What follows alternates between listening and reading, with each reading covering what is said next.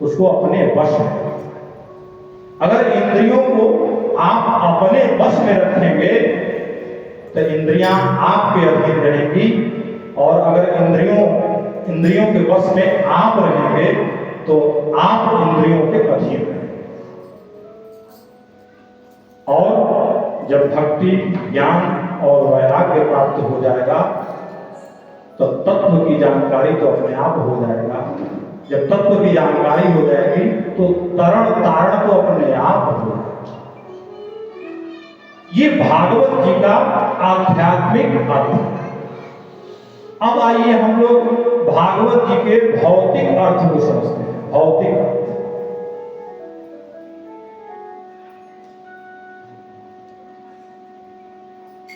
भा का अर्थ है भानु। भानु कहते हैं सूरज भगवान। रोशनी सबको चाहिए कि नहीं चाहिए? कोई अंधेरा में रहना चाहता है? सारे लोग रोशनी में रहना चाहते हैं। उसके बाद गौ से गति। जीवन में निरंतरता सबको चाहिए। सबका मन होता है कि हम भी तीर्थाटन करें, देशाटन करें। तो गति यानी जीवन की निरंतरता, गति। वह से विवेक, अध्ययन। आज हम लोग इस सभागार में बैठे हैं। इस स्थल का नाम महादेव आश्रम और मंजूर मती उच्च विद्यालय, यही है ना चाचा जी? अब मैं एक दिन विचार कर रहा था, कल ही विचार कर रहा था कि मंजूर मती का अर्थ क्या है। तो मंजूर तो उर्दू शब्द है, लेकिन उसका हिंदी शब्द बहुत ही तात्विक है, स्वीकार करना। मंजूर स्वीकार करना। अब स्वीकार क्या करना है? मति का मतलब होता है बुद्धि। मति का अर्थ होता है बुद्धि। स्वीकार क्या करना है? अपने बुद्धि को। तो मंजूर मति यानी अपने बुद्धि को स्वीकार कर लेंगे तो आप देव नहीं महादेव हो जाए।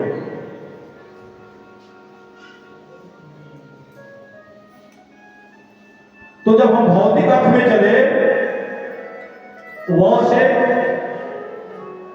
विवेक, विवेचन, अध्ययन, और फिर वही लास्ट में जो तौ शब्द है, उससे तौ से तत्व ज्ञान की प्राप्ति यानी ईश्वर की प्राप्ति, ईश्वर की सानिध्यता प्राप्त हो जाएगी। बोलिए भागवत भगवान की। अब जब इस मानव जीवन में ईश्वर रूपी प्रकाश की चेतना जागृत हो जाएगी तो हमारा जीवन तो अपने आप धन्य हो जाएगा। इसमें कहीं संशय मात्र। आइए हम सब लोग मिलके आज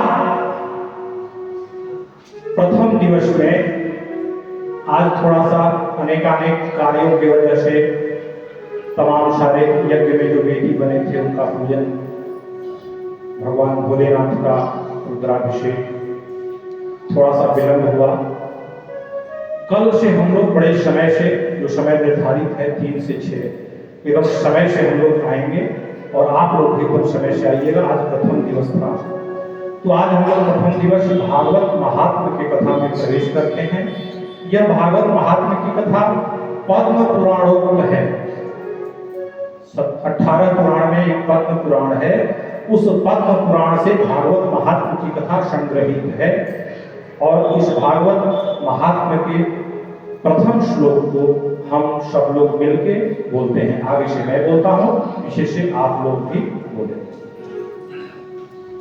सच्चिदानंद रूपाय सच्चिदानंद रूपाय विश्वोत्पत्त्यादि हेतवे विश्वोत्पत्त्यादि हेतवे तापत्रय विनाशाय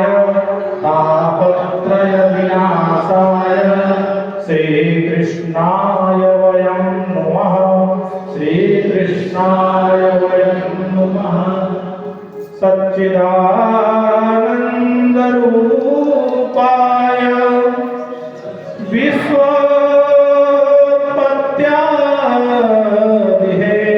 विश्वोत्पत्त्यादिहेतवे तापत्रय विनाशाय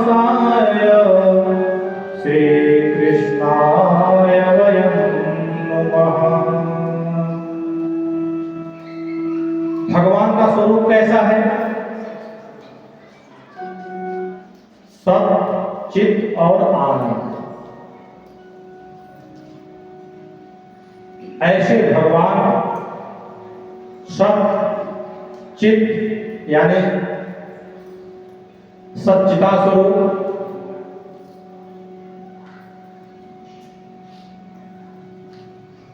चित्ता स्वरूप और आनंदा स्वरूप। अब इस तीनों स्वरूप में भगवान करते क्या हैं? सत्य, चित्त और आनंद, तीन स्वरूप है भगवान। इस तीनों स्वरूप में भगवान करते क्या हैं? तो सत्य स्वरूप में, सच्चिता स्वरूप में भगवान विश्व का पालन करते हैं और चित्त स्वरूप में सृजन करते हैं। यानी तीनों का अर्थ सत्य, चित्त, आनंद। यानी भगवान पालन करते हैं, सृजन करते हैं और संहार करते हैं। सत्य, चित्त और आनंद जो तीनों के हेतु हैं, तीनों के हेतु हैं। और ऐसे भगवान के पाद पद्मों को, चरण को पाकर यह जीव जो इस संसार में भटक रहा है, उसके तीन ताप भी हैं, वह विनष्ट हो जाते हैं। तापत्रय विनाशाय, तीन ताप हैं, दैहिक, दैविक और भौतिक। ये तीन ताप विनष्ट हो जाते हैं। ऐसे हम सच्चिदानंद स्वरूप भगवान के पाद पद्मों में प्रणाम करते हैं।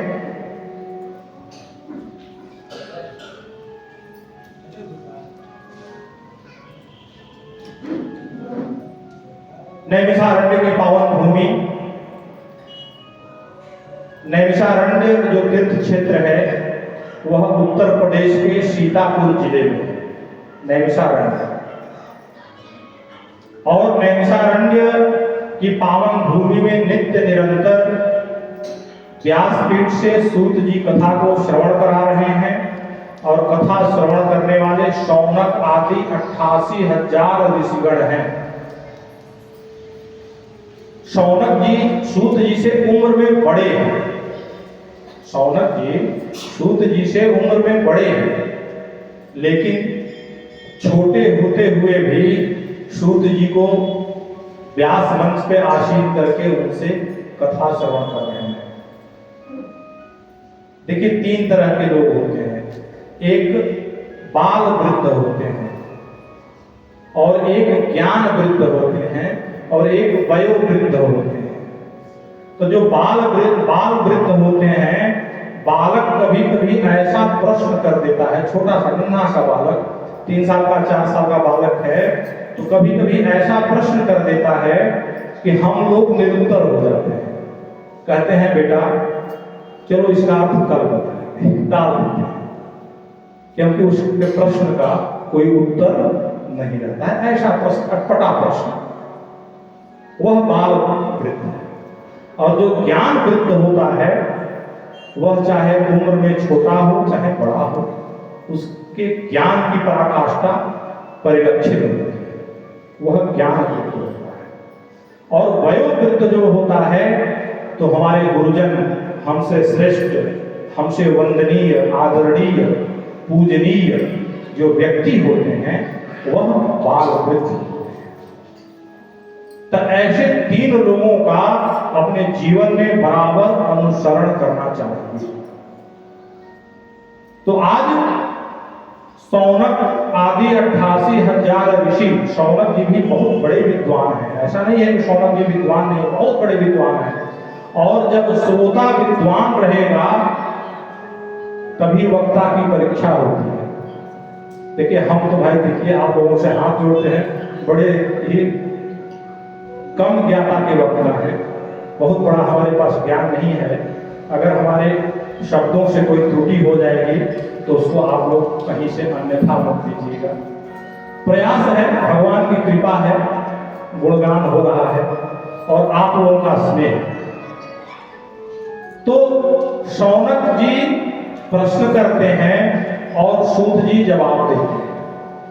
और वहां नैमिषारण्य में भगवान की कथा नित्य निरंतर, नित्य चिन्मय आज भी होती है। हाँ, यह सत्य है कि हम अपनी आंखों से उस कथा को देख नहीं सकते, लेकिन आज भी कथा उस नैमिषारण्य में सूत जी कहते हैं और 88,000 शौनक आदि श्रेष्ठ ऋषिगण उस कथा को श्रवण करते हैं। तो अब शौनक जी जिस कथा में प्रतिनिधित्व कर रहे हों, अब कथामृत रसास्वाद कुशलः, उनके लिए परिभाषा आया है कि कथा के रस को रसास्वादन करने में जो कुशल है वही शौनक बन सकता है।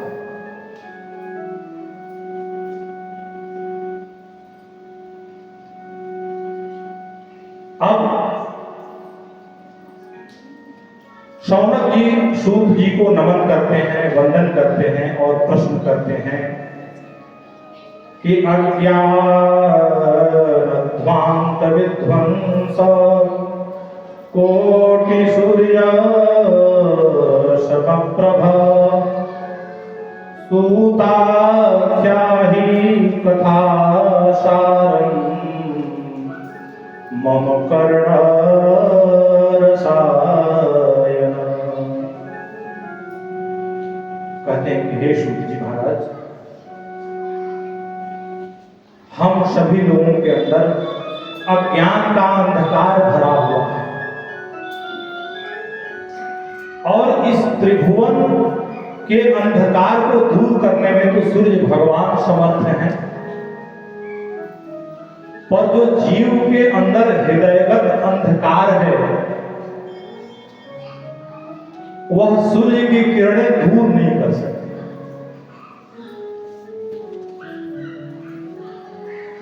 तो हे सूत जी महाराज, उस अज्ञान तिमिर को ध्वस्त करने के लिए जो आपके पास करोड़ों सूर्य के समान ज्ञान भरा हुआ है, उस ज्ञान की किरण हम लोगों के भी हृदय पटल पर डाल दीजिए, जो मम कर्ण रसायन, रसायन औषधि को कहा जाता है, रसायन औषधि को कहा जाता है। तो हमारे जो भगवान की गुणगान है, आपके ज्ञान है, इस कर्ण के माध्यम से रसायन के रूप में आए, औषधि के रूप में हमारे अंदर प्रवीत।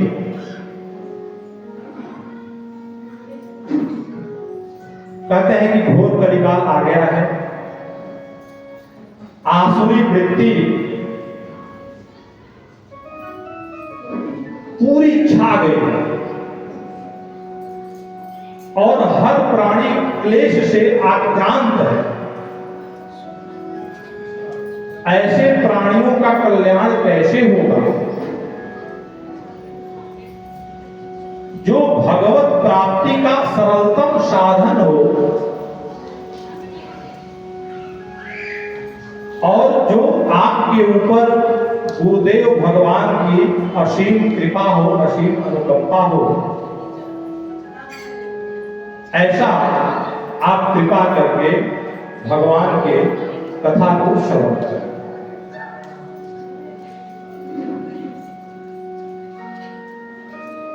कहते हैं कि अब संसार में किसी को अगर चिंतामणि मिल जाए तो किसी चीज का चिंतन किया जाए वो वस्तु तत्काल प्राप्त हो जाएगा।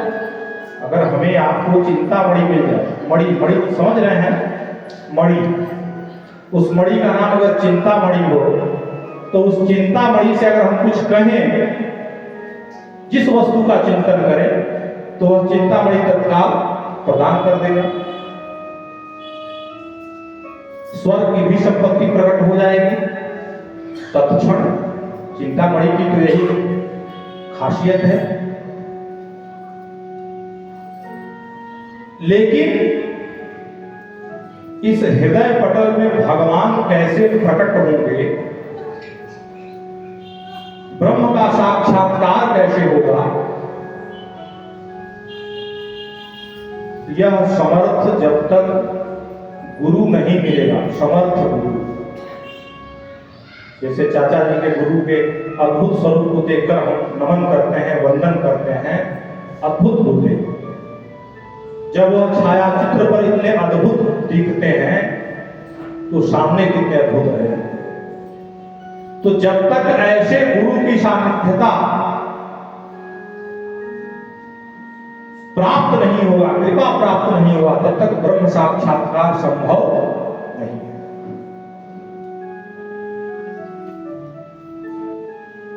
चिंता लोक सुखम सूरदो स्वर्ग संपदम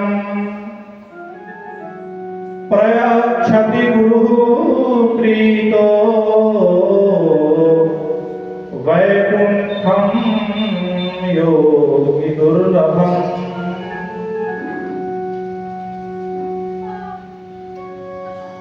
तब सूत जी महाराज सबसे पहले कहते हैं कि सावधाना भवन्तु, सावधान हो जाइए।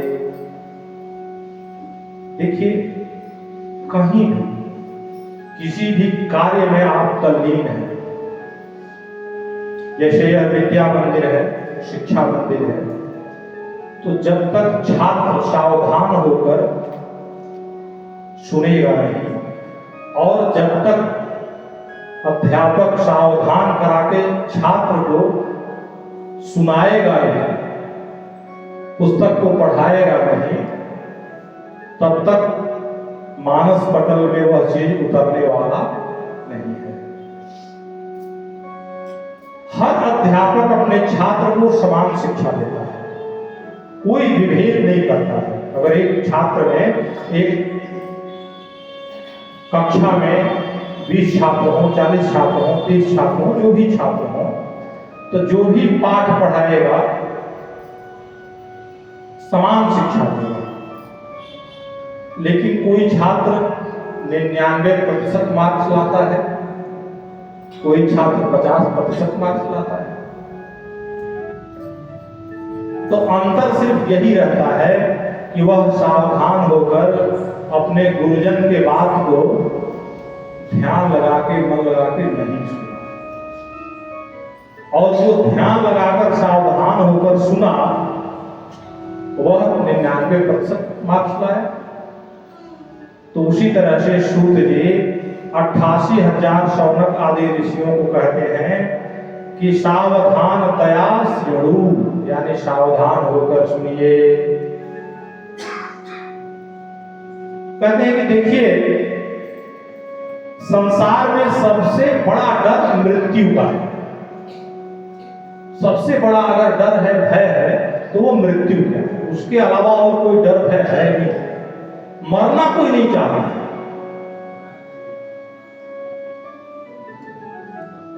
अब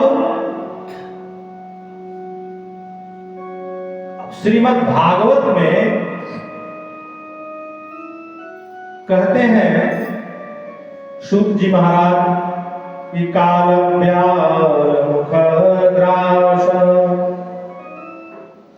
त्रास निर्णास हे तवे श्रीमद् भागवतम शास्त्रम कलौ नीरेण भावेन कीरेण शुकेन भाषितम, कीरेण शुकेन भाषितम। देखिए तोता बड़ा मीठा बोलता है, तोता की आवाज बड़ा मीठा होता है, किंतु बोलता वही है जो उसे सिखाया हुआ है।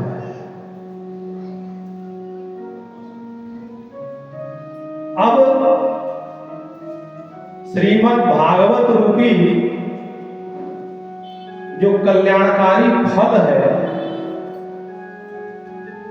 सुखदेव जी महाराज ने जगत में इसको प्रदान तो कर दिया, लेकिन अब उन्हें जो यह मनमुखी फल प्राप्त हुआ आचार्य परंपरा से, संसार को दे दिया। और परीक्षित महाराज के सामने जो भय उपस्थित हुआ कि 7 दिन में मरना सुनिश्चित हो गया, यही भय उत्पन्न हुआ। अब वह अपने कल्याण का मार्ग खोजने लगे।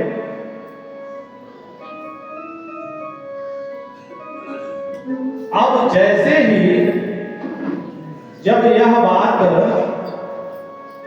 परीक्षित महाराज गंगा जी के पावन तट पर उपस्थित हुए और जब यह बात देवताओं को पता चली कि श्री सुखदेव जी महाराज अपने वाणी से श्रीमद् भागवतामृत का पान कराएंगे श्री परीक्षित जी महाराज को, तो तत्क्षण उसी समय देवता लोग स्वर्ग से अमृत का कलश लेकर उस गंगा के पावन तट पर, कहां, सुखताल उपस्थित हो गए।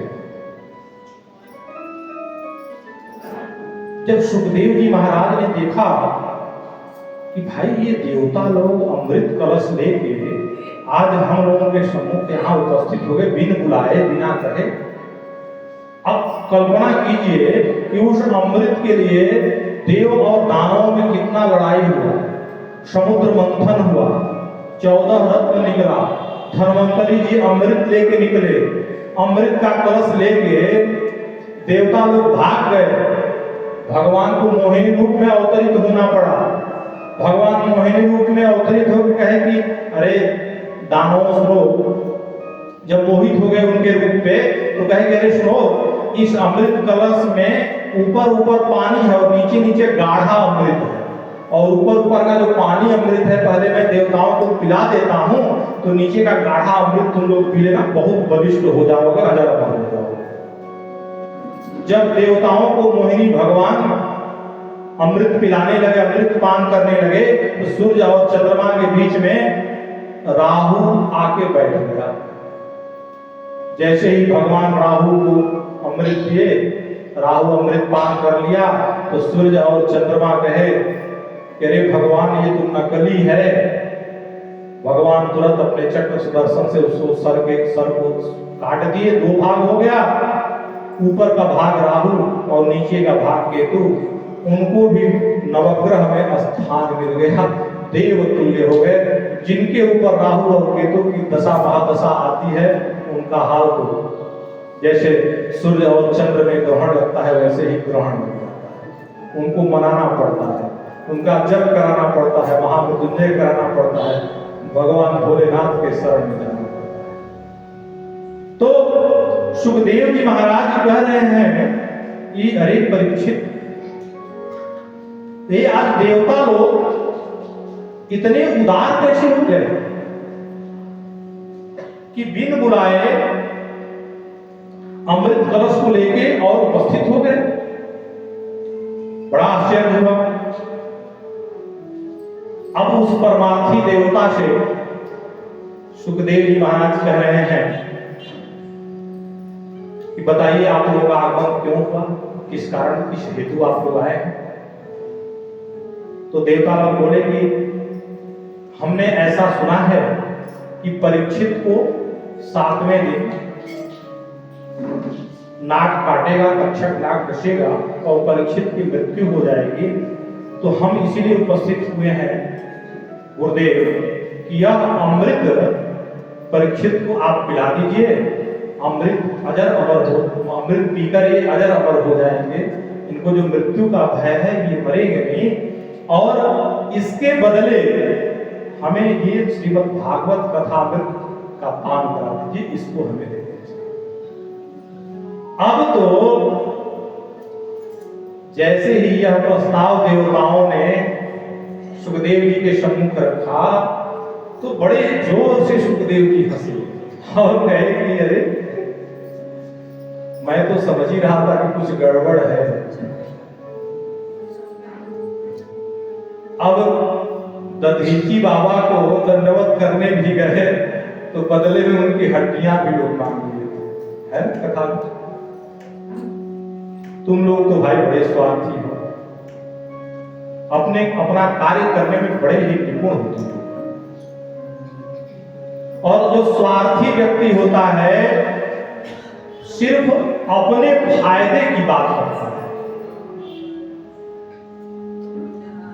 तो जीवन में सावधान हो जाना चाहिए कि जहां भी विनिमय का बात हो, एक्सचेंज ऑफर चलता है ना, तो उस विनिमय में स्वार्थ भरा होता है। ऐसे लोगों से यह जीवन की सीख भी है कि ऐसे लोगों से सावधान रहना चाहिए। अब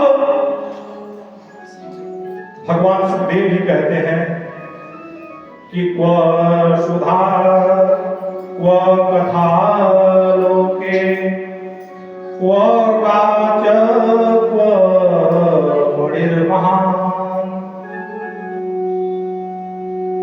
ब्रह्मरातो विचार्यैवं तदा देवान् जहासः अभक्तांस्ततांश्च विज्ञाय न ददौष कथामृतम्।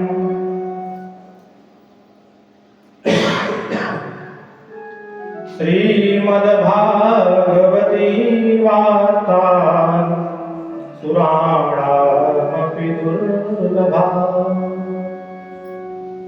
कहते हैं कि हे ऋषियों,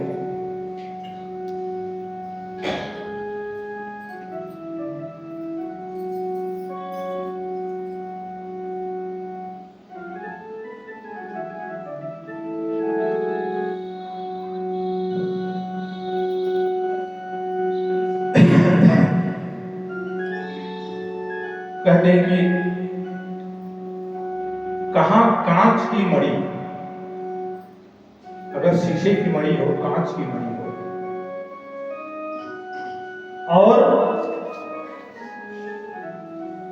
यह मणि महान ग्रंथ, कोई तुलना हो सकता है? अरे आपको अगर आना था तो जैसे ये सारे लोग कथा श्रवण कर रहे हैं, आप लोग भी आते, बड़े प्रेम श्रद्धा से बैठते, आसन लेते अपना और कथा को सुनते। इसमें तो विभेद है नहीं, चाहे देवता सुने, चाहे दैत्य सुने, चाहे दानव सुने, चाहे मानव सुने, कथा में कोई विभेद नहीं है। कथा तो सबको सुनाई जाती है, कथा सबको सुना दी जाती है, लेकिन आप विनिमय की बात करते हैं, एक्सचेंज की बात।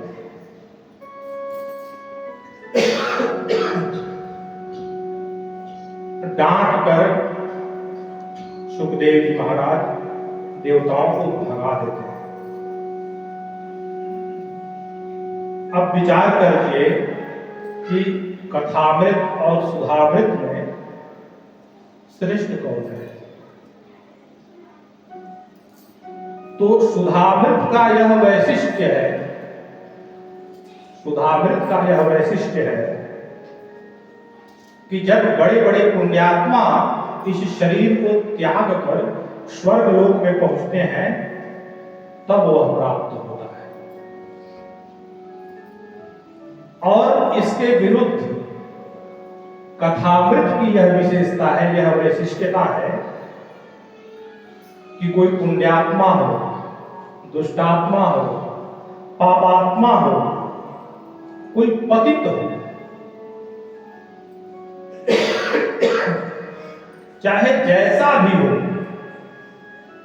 यह दुर्लभ अमृत जब वह पी लेता है तो उसके जीवन का कल्याण हो जाता है। यह कथामृत सबको पिलाया जा सकता है। कथामृत का ऐसी वैशिष्टता है।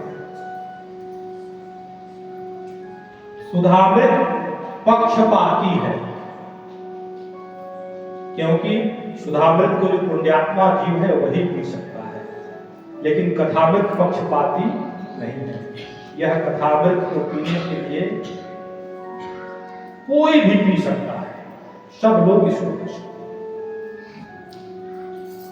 अब दूसरी बात कि जो हरि कथामृत है सारे पापों को नष्ट कर देने वाली, आपके जितने पाप हैं सब नष्ट हो जाएंगे। और दूसरी विशेषता क्या है कि जो स्वर्ग का सुधामृत है वह सुधामृत जब हम पीकर स्वर्ग में जाएंगे तो पुण्यों को छिड़ करके ऊपर से नीचे गिराता है। ये सुधामृत की विशेषता है। और हरि कथामृत की विशेषता क्या है कि हम नीचे से ऊपर जाते हैं। कैसे? सारे कल्मशों का नष्ट करते हुए, जितने कल्मश हैं वह विनष्ट होते हुए हम हरि पद के परम स्वरूप का साक्षात्कार, ब्रह्म का साक्षात्कार, हरि पद के श्री हरि के परम पद को प्राप्त कर लेते हैं। ये हरि कथामृत की विशेषता है। तीसरी बात,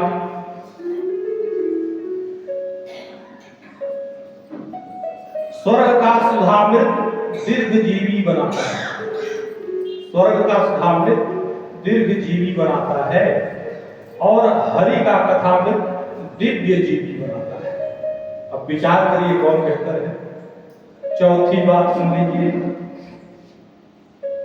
स्वर्ग का सुधामृत अमरत्व प्रदान करता है, अस्तु हरि कथामृत अभयत्व प्रदान करता है। ऐसी भगवान की।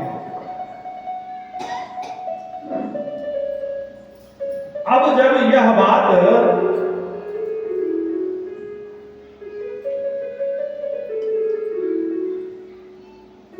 जब आती है कथा में कि भगवान के जो वक्ता हैं, भागवत कथा के जो वक्ता हैं और श्रोता हैं, जो यह कथा जन जन में व्याप्त हुई। देखिए, कथा का तो शुभारंभ, जो श्रीमद् भागवत कथा का शुभारंभ हुआ, यह श्री ब्रह्मा जी के द्वारा। अभी आगे कथा में आएगा, वर्णन आएगा, सब बताया जाएगा। एक चीज जान लीजिए कि आज पहला दिवस है। मन में जितने संशय हैं, जो जो प्रश्न आप बैठे हैं, मैं मानता हूं कि आप बैठे होंगे ना, तमाम प्रश्न प्रस्फुटित हो रहे हैं। तो जितने प्रश्न हैं, सारे प्रश्न का उत्तर, यानी सारे संशय का निवारण यह श्रीमद् भागवत कथा 7 दिन में दे देगा। हमारे और आपके मन में जो प्रश्न प्रस्फुटित होगा, संशय प्रस्फुटित होगा, वह प्रश्न भी आएगा इसमें और उस प्रश्न का उत्तर भी आएगा। यानी जो शंका आएगा उसका समाधान भी आएगा, अपने आप कहना नहीं पड़ेगा। तो जो हम लोगों के जन जन तक यह कथा पहुंची, वह श्रीमान सुखदेव जी के मुखारविंद से पहुंची और सुखदेव जी वक्ता और श्रोता परीक्षित जी महाराज। और दोनों लोग ऐसे व्यक्ति थे, दोनों लोग, विचार करिए कि दोनों लोग यानी श्रोता और वक्ता ऐसे व्यक्ति थे कि जो गर्भ में ही भगवान का यानी ब्रह्म का, नारायण का साक्षात्कार हुआ। सुखदेव जी अपने मां के गर्भ में 12 वर्ष गर्भ से ही वेद ध्वनि सुनाई देती थी। व्यास नंदन है, व्यास जी के पुत्र हैं सुखदेव जी। जब व्यास जी कहे बालक आ जाओ बाहर, तो सुखदेव जी कहे कि नहीं पिताजी, मैं बाहर नहीं आऊंगा, हमें बाहर की जो माया है वो ग्रस लेगी, मैं बाहर नहीं आऊंगा। अगर भगवान आके कहें कि नहीं तुम्हें बाहर की माया नहीं ग्रसेगी, तो मैं बाहर आ जाऊंगा। गर्भ में ही भगवान को आके सुखदेव जी महाराज को दर्शन देना पड़ा, और भगवान नारायण परब्रह्म परमात्मा स्वयं कहे कि हाँ सुखदेव आ जाओ बाहर, तुम्हें माया ग्रसेगी। इसीलिए सुखदेव जी को परम महाभागवत कहा गया। और उधर परीक्षित महाराज भी, कथा सबको पता है कि जब अश्वत्थामा द्वारा जब ब्रह्मास्त्र चलाया गया,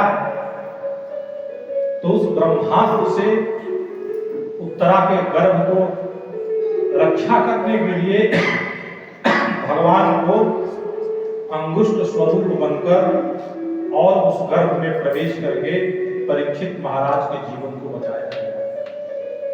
जब परीक्षित महाराज अवतरित हुए तो किसी को भी देखते थे तो हंसते नहीं थे। बड़े लोग सोचते थे कि भाई ये परीक्षित महाराज हंस ही नहीं रहे, क्या बात है। जब भगवान सुने, द्वारिका थे, तो जब भगवान सुने कि परीक्षित पैदा हो गए, तो जब द्वारिका से भगवान परीक्षित को देखने आए, और जब परीक्षित महाराज ने जब भगवान को देखा, श्री कृष्ण जी का दर्शन किया, तब वो हंसे। इसी वजह से उनका नाम परीक्षित का दो नाम है, आचार्यों द्वारा उनका नाम विष्णुरात रखा गया, और पर इच्छितः परीक्षितः, यानी दूसरे के इच्छा से जो पैदा हुआ, कृष्ण की इच्छा से जो पैदा हुआ वह परीक्षित है। पर इच्छितः परीक्षितः, दूसरा नाम उनका परीक्षित।